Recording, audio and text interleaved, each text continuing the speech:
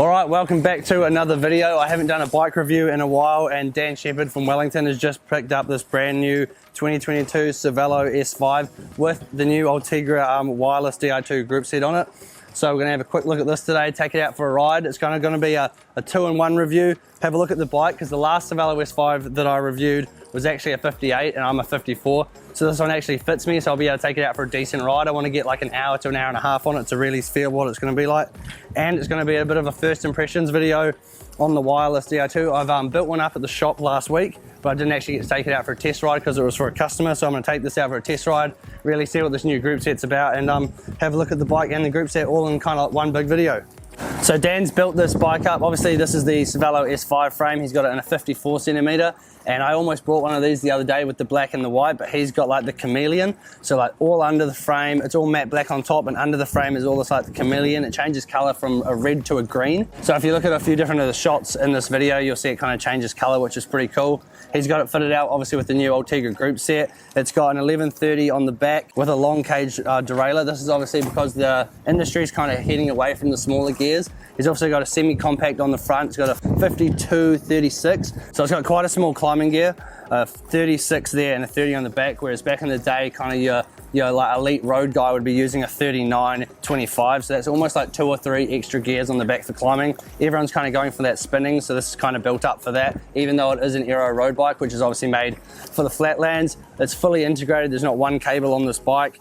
Obviously with the wireless, it's not fully wireless, so both the shifters at the front are wireless, and they connect to the battery and talk to the derailleurs. The battery is actually in the seat post like the old Di2, but instead of having a junction box, there's no junction boxes anymore. They've all been taken away, and there's one cable that goes from the rear derailleur to the battery, and there's one cable that goes from the front derailleur to the battery, and they just kind of all plug into there, and it cuts out all the junction boxes and makes it slightly more lightweight as well. So the biggest difference I think on the group set this year is the shifters. They're completely different design. Last time they were a complete one piece all the way from the top, whereas they've got quite a big hydraulic cylinder, obviously because they're disc brakes these days, and it cuts off. It looks more like almost like an XT or an XTR mountain bike rear brake or front brake, but they are super powerful, and they're very similar to my GRX, whereas they feel like they're just on or off, and there's no kind of in between like a rim brake, and it's just, you know, you pull it and you know you're going to get really high performance. And the actual calipers themselves, they're made in a one piece as well rather than the two piece last time, so they're meant to be a hell of a lot more powerful. So that's kind of like the biggest difference I feel like on this group set. The shifters and obviously the buttons are very similar to what they used to be. Obviously because it's wireless, it's got batteries in each of the shifters, and it goes to sleep after I think you leave it for like 5 minutes when you're not riding or something, and you're not shifting gear, and all you have to do is just tap it a few times and it turns back on, and then it just connects automatically up with your rear and front derailleur. So obviously all the bikes in my collection at the moment, every single one except for my G2 gravel bike are rim brake, and I've been debating for the last few years as disc brakes are getting more and more popular what bike I should invest in, because it's super pricey. This frame alone is 8,000 New Zealand dollars.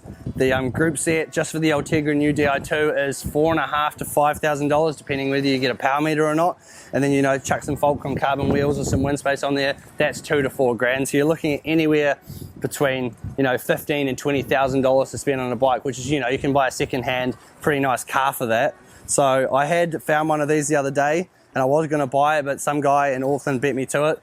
So I'm still considering it. This is the only bike that I've seen that I've been really keen on. It is definitely the nicest looking bike, kind of like suits my riding style. So pretty excited to get out for a ride on one that actually fits me and see how it goes.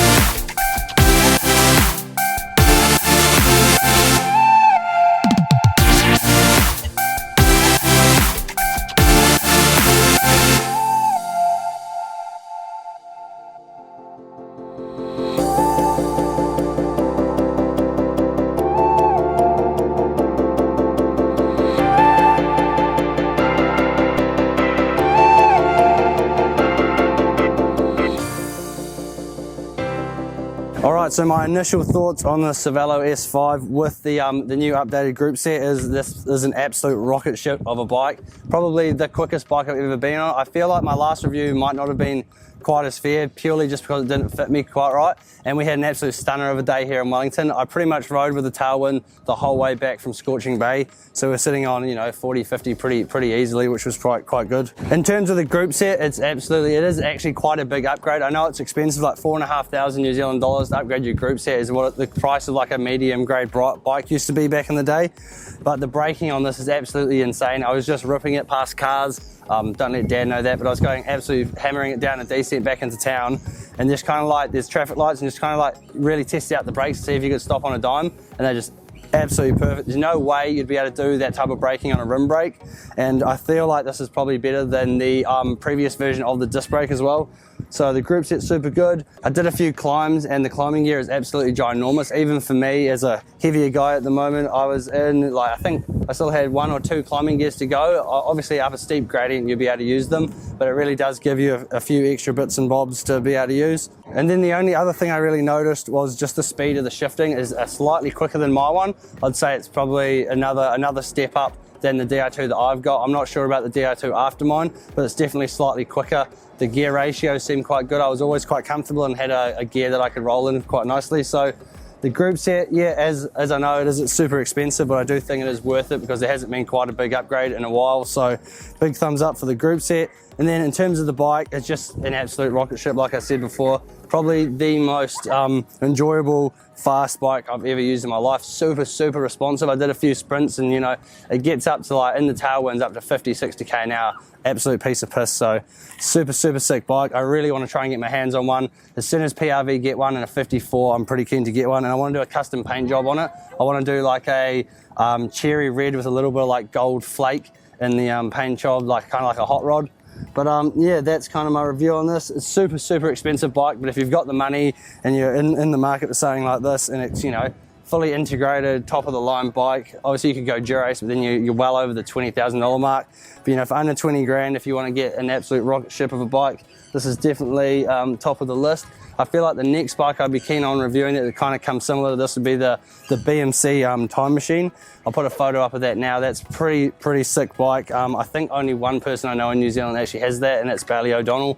That's a bit too big for me to review, but if someone else has one, send me a DM on Instagram. I'd be pretty keen to get on one of those to compare it to this. But yeah, as of now, this is definitely the best road bike I have reviewed on the channel.